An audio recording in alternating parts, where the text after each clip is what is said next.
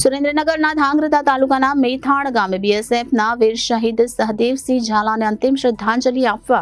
ગાંધીનગર બીએસએફના જવાનો અધિકારીઓ સાથે ધાંગધ્રા મામલતદાર અને માજી સૈનિક સંગઠનના જિલ્લા પ્રમુખ, તાલુકા માજી સૈનિક સંગઠન પ્રમુખ, મેથાણ ગ્રામ પંચાયતના સરપંચ અને લખતર તાલુકાના પ્રમુખ તેમજ અન્ય પૂર્વ સૈનિકોએ બીએસએફના વીર શહીદને અંતિમ મેડલ સાથે સલામી આપી માન આદરનું ઉત્તમ ઉદાહરણ રજૂ કર્યું છે।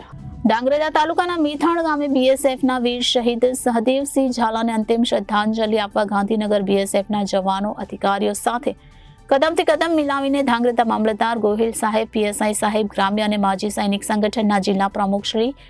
દવે, વિયાર તાલુકાના માજી સૈનિક સંગઠન પ્રમુખ મંગળસિંહ ઝાલા, મેથાણ ગ્રામ પંચાયતના સરપંચ નિતેશસિંહ ઝાલા અને લખતર તાલુકાના પ્રમુખ દશરથસિંહ ઝાલા તેમજ અન્ય પૂર્વ સૈનિકોએ બીએસએફના વીર શહીદને અંતિમ મેડલ સાથે સલામી આપી માન આદરનું ઉત્તમ ઉદાહરણ રજૂ કર્યું છે। ગુજરાત માજી સૈનિક સંગઠનના રાજ્ય પ્રમુખ નિમાવત જીતેન્દ્રભાઈની ટેલિફોનિક આગેવાનીને અનુસરીને